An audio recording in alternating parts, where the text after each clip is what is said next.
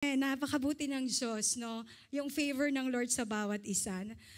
Alright, so, kanina po, narinig natin yung testimonies ng bawat, kanina, no?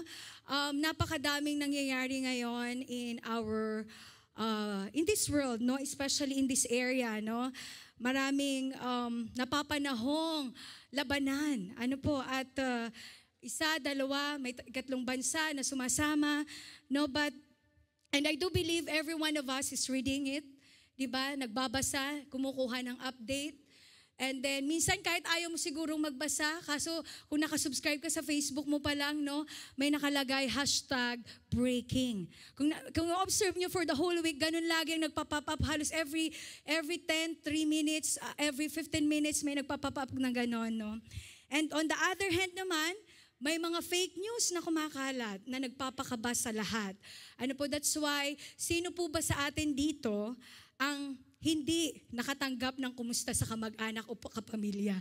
No, I do believe lahat tayo, ako po, kahit bihirang-bihira kaming mag-chat ng iba kong kaibigan, bigla nilang mag-message, kumusta kayo dyan? Anong nangyayari sa inyo? No? Even nakikita nila yung news, but somehow they are bit worried, no? Kung kumusta tayo at hindi tayo apektado. Nung naghingi po ng prayer request si Ate Tin doon sa group natin, minessage ko agad yung pinsan ko na naandoon. Sabi ko kung kumusta siya. Sabi niya, okay naman, kaya lang, kinabahan. Natakot din siya dahil yung pagtatagpo ng dalawang ilaw ay nasa itaas ng bubong niya ng bahay nila. Yung dalawang mismo, kaya kung ano yung pagyanig na narinig natin kanina, naranasan niya. So sabi niya, natatakot siya, bumaba siya dun sa lobby, but somehow, sabi nga no, pag tayo ay Kristiyano, sabi nga ni Ate Tintin, it's a second. No, it's a second that you have that fear. Pero, regardless, nakaka-create talaga ng word na fear ang mga ganong nararanasan kasi we are not used to that. Amen? Even nung nag-chat kami ni Ate Tintin, sabi niya, nakakatakot. Sa umpisa talaga, you will have that, the first feeling as a person, as a human being, you will have the word fear in that situation. Amen? So, kaya sabi ko sa Lord, ano kaya, Lord, ang gusto mong iparating on Saturday? Kasi po, for the past weeks, I'm already studying other topic. Pero talaga ang Lord, pag hindi pa yun ang ang gusto niyang iparating sa bawat isa sa atin, hindi niya yun tatapusin. Until such time that this happened on Monday. And I myself, hindi ko po siya mai-internalize, no? Kung hindi inalaw ng Lord na ipa-experience sa akin ang salitang fear. Okay? So I will tell the story later. So today, sabi ko nga po, no, so since napapanahon, kaya po ang ating topic for today morning, it is about, I entitled this, Fear Not. Fear Not. At ito ay kapatid at kapamilya ng preaching last week ni Pastor Jobs na about peace. Amen? So our scripture for today is from the very famous, well-known verse of all time. Dala-dala natin to palagi. Amen? Isaiah 41, chapter 41, verse 10, and I use NIV version. Sabi doon, so do not fear, for I am with you. Do not be dismayed, for I am your God. I will strengthen you and help you. I will uphold you with my righteous right hand. Salamat sa Panginoon for His words today morning. Alam niyo po, sabi nung nabasa ko, while studying this, sabi doon, fear is a good thing. It reminds our limits and stop us from making decisions we might regret. Yun ang sabi niya. This is what we call helpful fear. This is a temporary and help us stay safe. Temporary lang siya and help us stay safe. Kumbaga, ito yung you don't want to take a risk kasi natatakot ka. No? While the unhealthy fear, it's a chronic, it's overwhelming, and it keeps us stuck in anxiety. No, ito yung tinatawag na unhealthy fear. And ito po ang madalas na nararanasan natin, overwhelmed by what ifs and buts, or we trapped by worries. Amen? So ito talaga usually. Now, can you ask your seatmates, What are you really afraid of? Saan ka ba natatakot? Pakitanong nyo nga po ang inyong mga katabi para makita nyo rin yung mga smile and everything. Ayan. Hingan nyo ng sagot ha, kung saan sila natatakot. Amen. Walay daw. Hallelujah. So, ayan. Kung may sagot na, kung saan sila natatakot, o alam nyo na. So, alam nyo na kung paano sila tatakutin. Amen. So, tingnan natin kung pumasok dito sa list natin ng mga fears, amen, yung mga sinabi ng ating katabi. So, what are the common fear of a person? Amen. So, I have 4 points here po.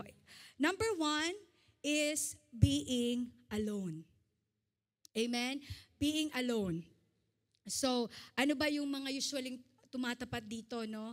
Nawala ng pamilya, yung nawala ng yung mga anak, nagsilakihan na, may kanya-kanya ng pinuntahan, iniwanan na yung parents, no, may kanya-kanyang buhay, or yung asawa ay nawala na, or yung mga kamag-anak ay nag-migrate na, no?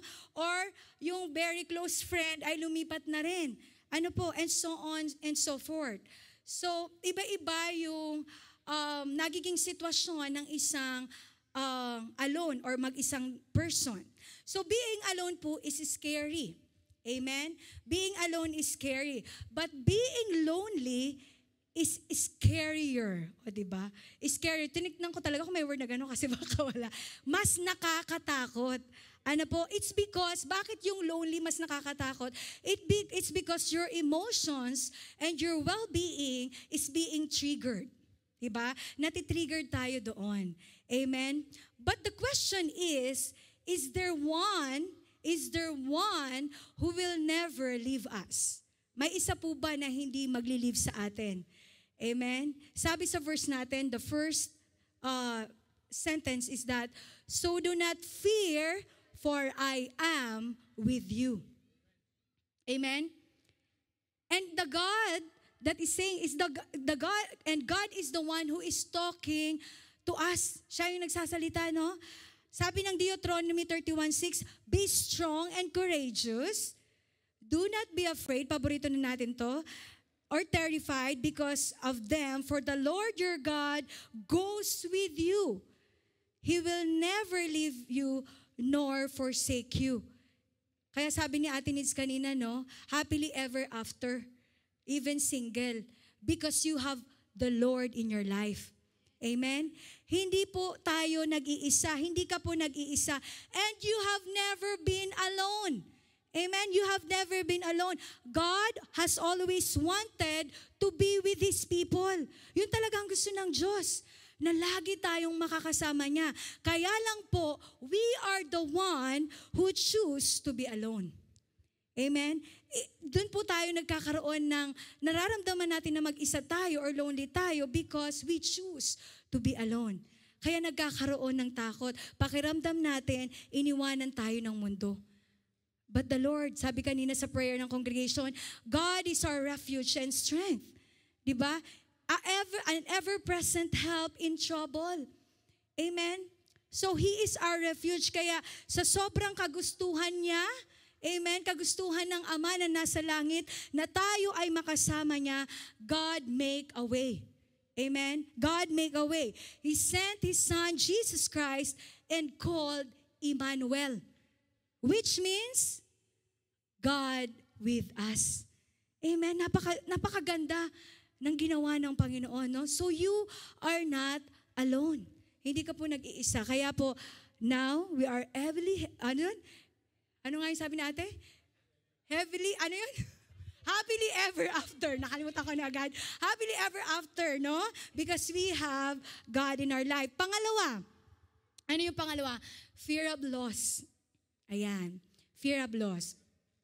Lahat tayo, no, nandito OFW. Yung working hard for our family. Amen? Talagang pinagbubutihan natin yung ating mga trabaho. We are doing our best to raise our children kahit po nasa malayo or nasa Pilipinas or nandito man so that they will have a good character, and we are trying our best for them to be well off as much as possible. No? Ito ngayon yung mga talagang sakripisyo ng isang magulang. And we are trying din po na makapag-ipon. Sino bang hindi naman gustong mag-ipon? Kasi nga, tunay nga po na darating din yung panahon na our body need to retire. Amen? Kailangan din nating mag-retire because we are all aging gracefully. May karugtong yun Aging gracefully. Baka mabasa mo. Aging gracefully, no? So, we are keeping ourselves also healthy. Ano po? Para humaba pa ang ating lifespan. Sino na ba dito ang nagwo-walking every day? Amen? Wow, si Jake daw. Ayun, nasa likod marami nagwo-walking. Sana all. Okay. So, we build our dreams. Amen? Nagbi-build ng ating mga dreams. Nagbi-build tayo ng dreams.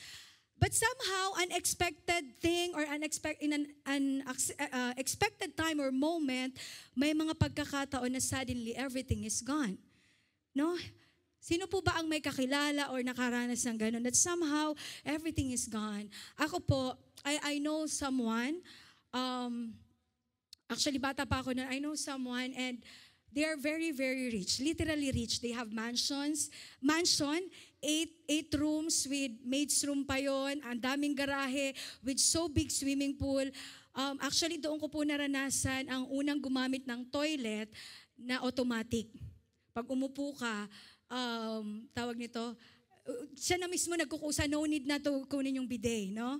Tapos yes, and hindi ko to talaga makakalimutan. And then, ang laki ng swimming pool nila, ang malalim, that's the first experience that I have.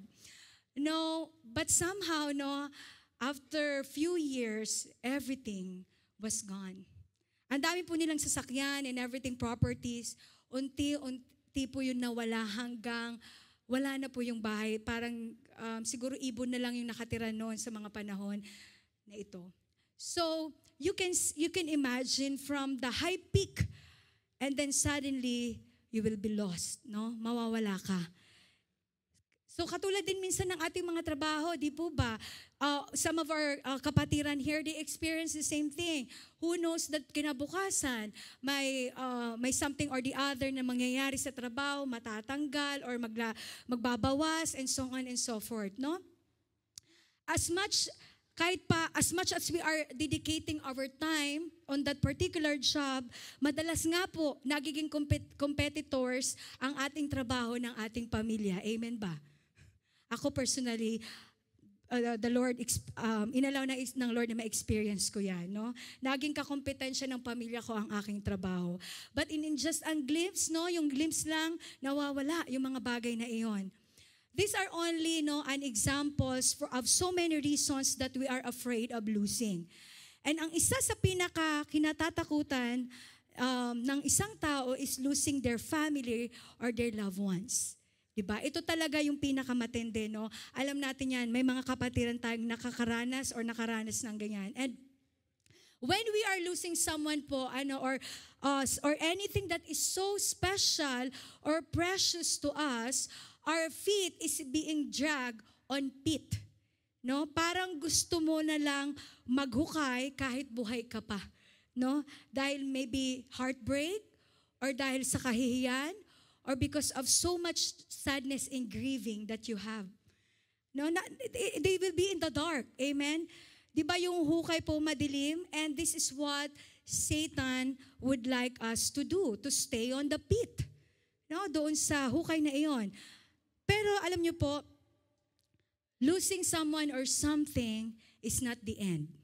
Amen? It's not the end. Sabi nga ni Sis Bok, kachat ko siya nung nakaraan, huwag kang magbabad doon.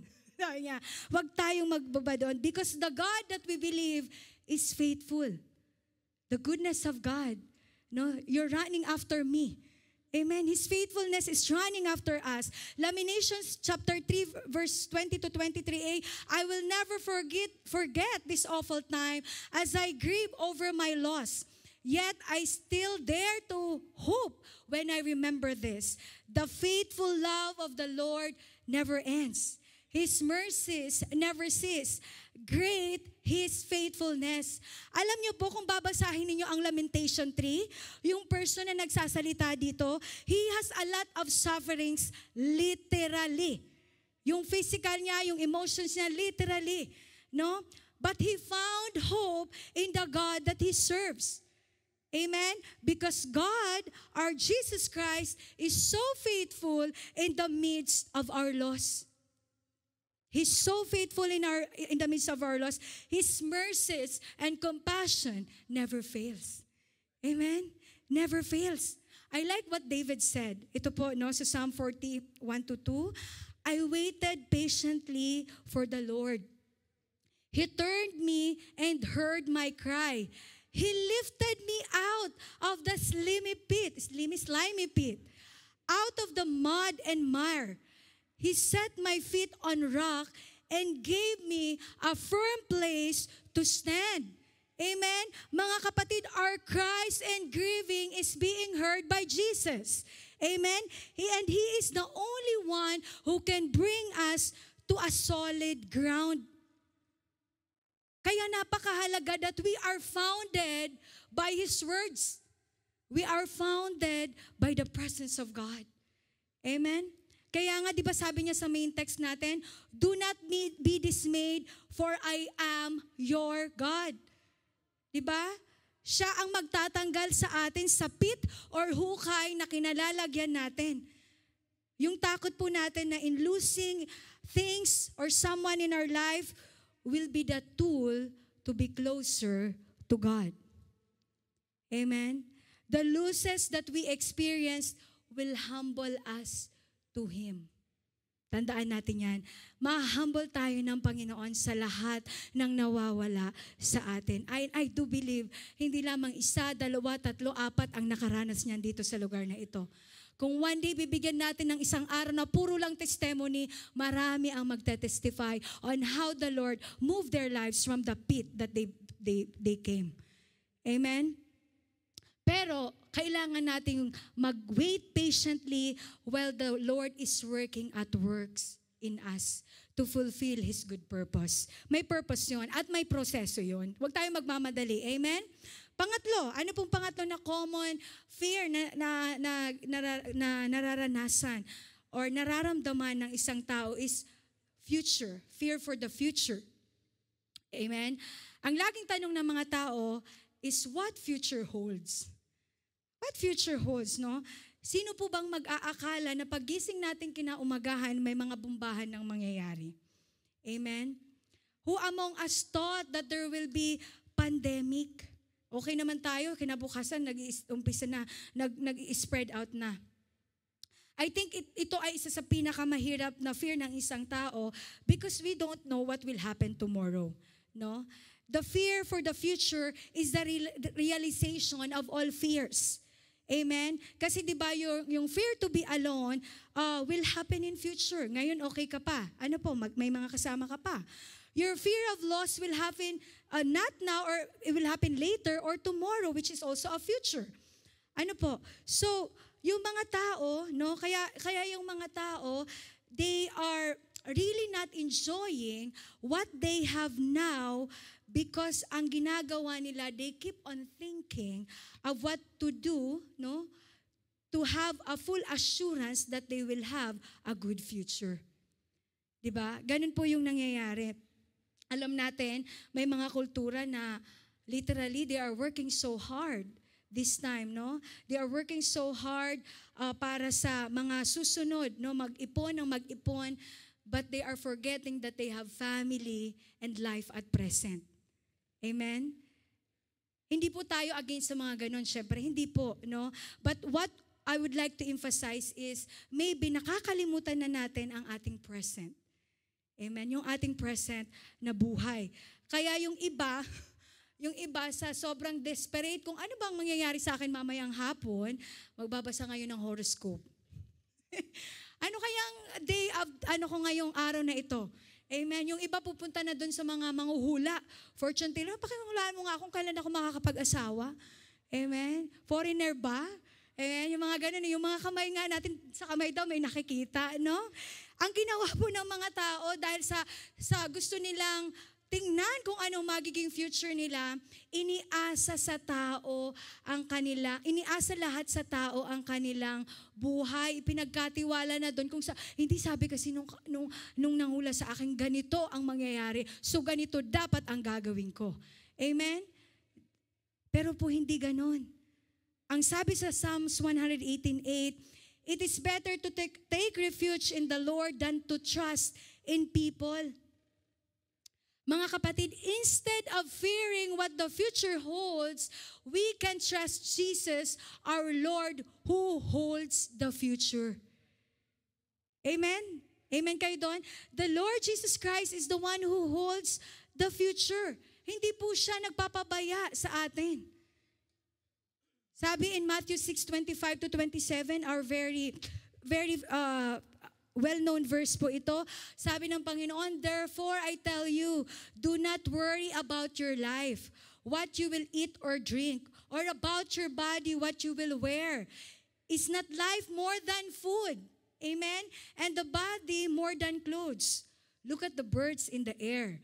They do not sow or reap or store away in barns, and yet your heavenly Father feeds them. Are you not much more valuable than they? Amen?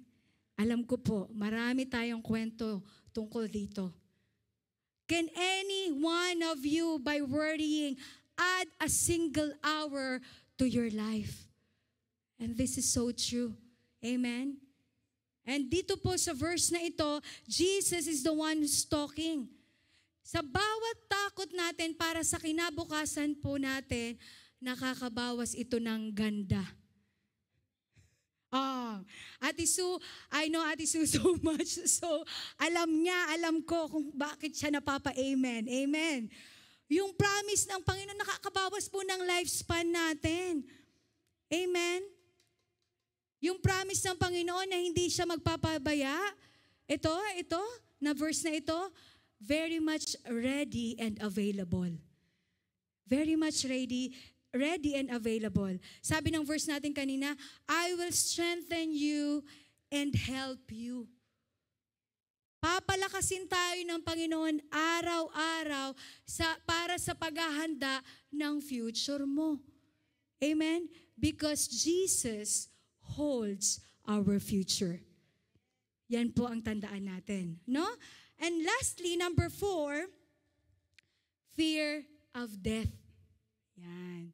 Fear of death. This is the most challenging fear. Kasi po ang mga tao takot mamatay. Amen ba?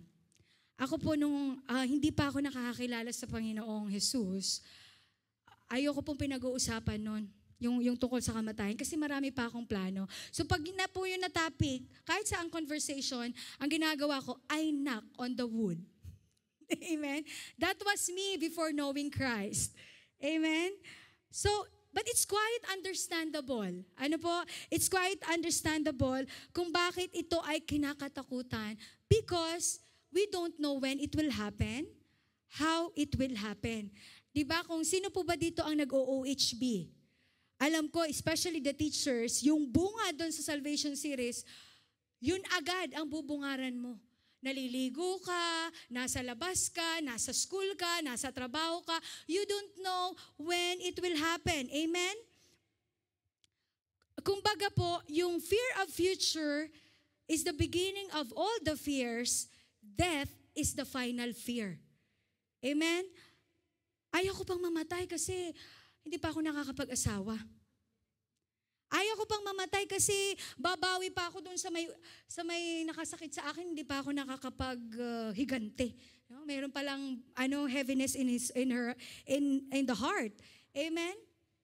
Ayaw ko munang mamatay kasi hindi ko pa nararanasan ang life to the fullest. Amen? So many things. Dapat pa akong bumawi sa pamilya ko, matagal ko silang hindi nakasama. And so on and so forth. But what the people afraid of is only the physical death. Amen? Yung kamatayan ng ating katawan, yung pagkawala ng presensya natin dito sa mundong ito. But have you ever thought what is life after physical death? Diba? Ito naman pong katawan natin, magiging abo ito. Pag nilagay mo to doon sa ilalim, or kung crenimate ka man, o di ba pag crenimate, abo na agad? Amen? So magiging abo. Actually po, buhay pa man tayo, but our soul is dying because we are all sinners. Amen? Our soul is dying.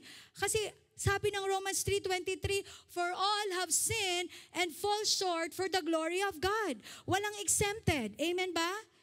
And all the sins that we do, that we commit, has a payment. May kabayaran. Alam natin yan. No?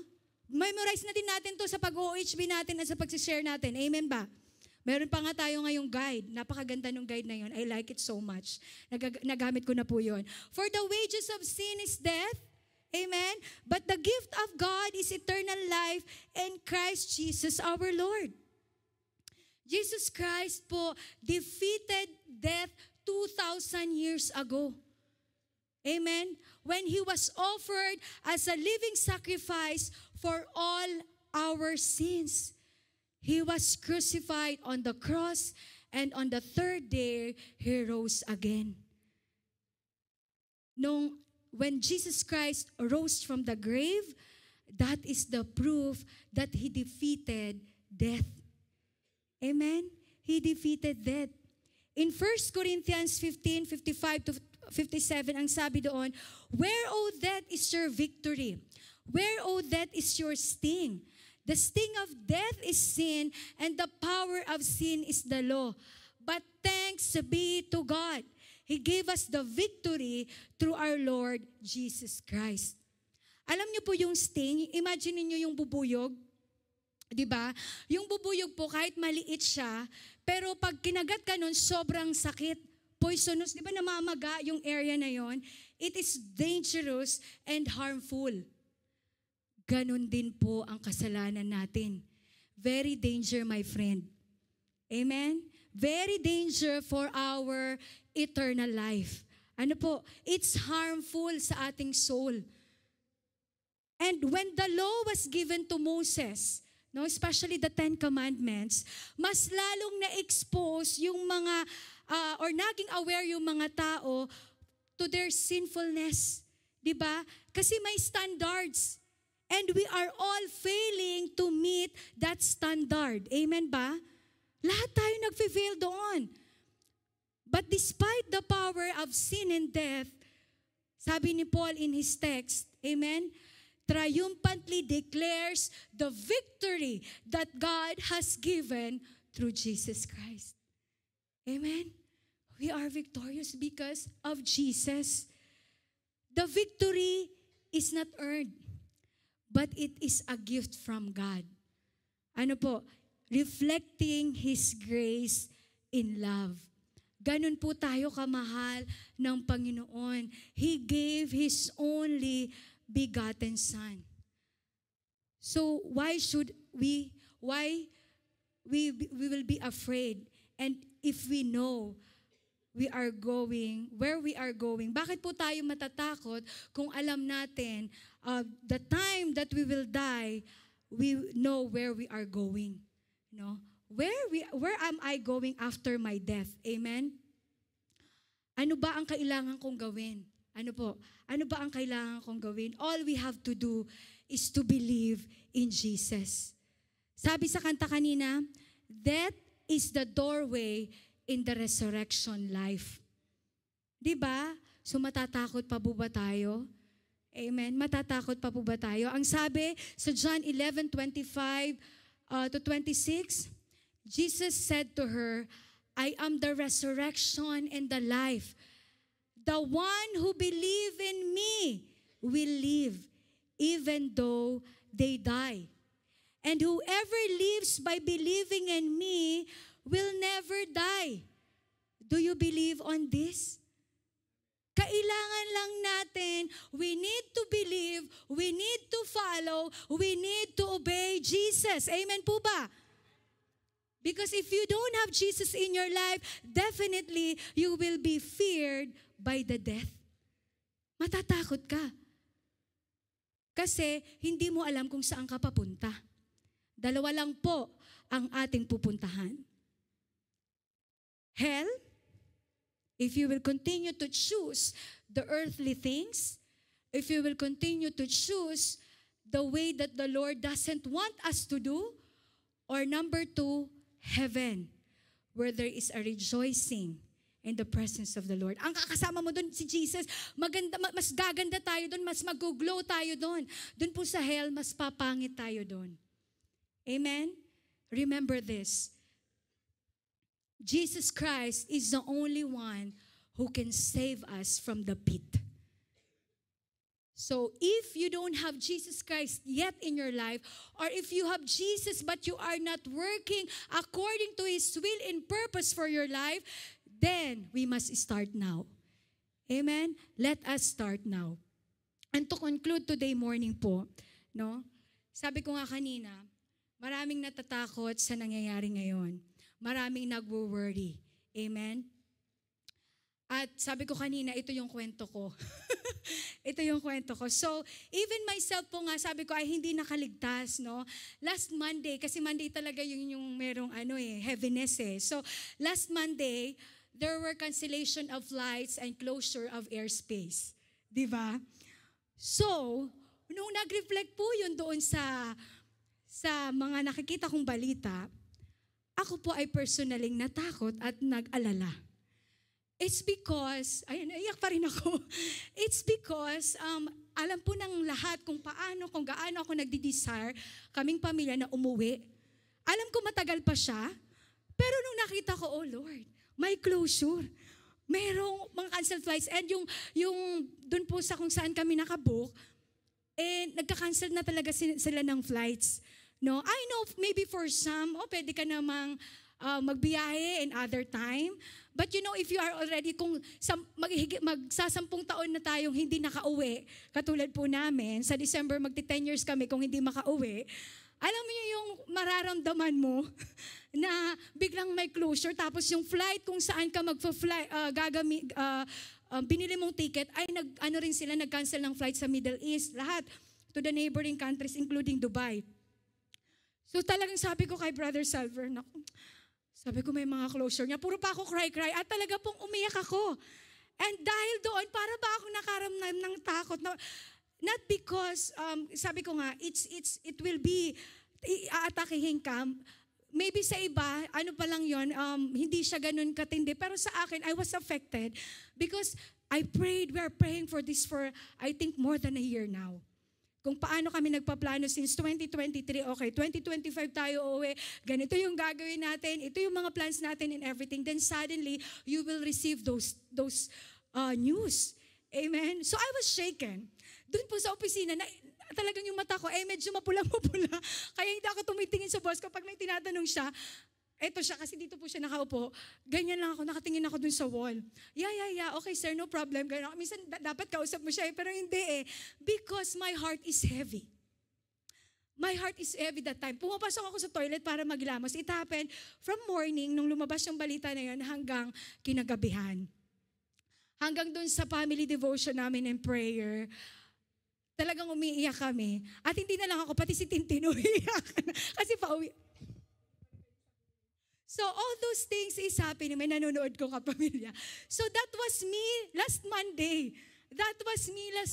When I was shaken. Pero alam niyo po, nung nagde-devotion na kami, nahiya ako sa Lord. Kasi sabi ko, I know I worry. Nag-worry ako, nag-isip ako. But somehow, the Lord is the one who will orchestrate kung ano yon.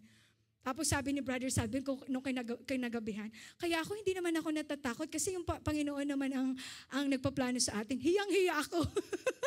Lalo akong nahiya talaga.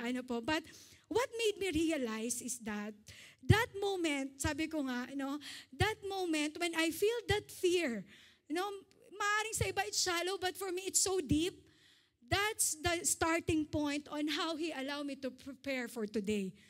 Because He allowed me to experience it. And He allowed me to see what is His promises to me on that point. Amen? So, kaya po naniniwala ako, na anuman yung nangyayari sa atin, natatakot man tayo, I do believe na yan, ang nangyayari na yan sa atin, it's not by an accident. That time when I had felt that moment na ako ay natakot at nag-alala, it made me, binigyan ako ng Panginoon to have the courage to overcome it. No? Ang importante naman doon is we overcome. But these fears that we have, this worriness that we have, ito rin po ang ginagamit ng Lord para pagtibayin tayo at makapagbahagi. Amen? Kung ano man yung sa mga sitwasyon natin, past, present, and or maybe in future, that the Lord will bring something, the worriness and fear, pag tumayo ka, or pag ginamit ka para sa isang tao, nakakaya naman ako, mas bongga pala yung fear niya and worries niya. Amen? Mas ano pala yung kanyang nararanasan. So, the question here is, how can we overcome fear? Amen? May I request everyone to please stand? Ang tanong natin is, sabi ko nga, we can overcome fear in every situation of our lives, regardless of its type. Mababaw, medium, or sobrang lalim, nagagamit yun ng Panginoon. Now, the question is, how to overcome fears? There is only one answer. Amen? And we can read it all together. Ayan. All together. Saglit. Paparating na. Ayan. Have Jesus in your life. Amen? Because Jesus is the Savior of the world. Amen? He is the Messiah. He is the Prince of Priests. He is the great I am. Amen? He is the living water. He is the good shepherd. He is the first. He is the Lamb of God. He is the Alpha and Omega. He is the first and the last. And He is the beginning and the end. Amen? Hallelujah. Palakpakan po natin ang Panginoon. Glory to your name, Jesus. Hallelujah. Hallelujah. Praise you, Lord. Napakabuti po ninyo sa buhay ng bawat isa, Lord. Hallelujah. Because you are the God that take away the fears of this world, that take away the fears that we have in our hearts, oh God. Thank you, Jesus, for today, oh Lord. Hallelujah. Hallelujah. Hallelujah. Hallelujah. Praise you, Jesus. You are the King of Kings.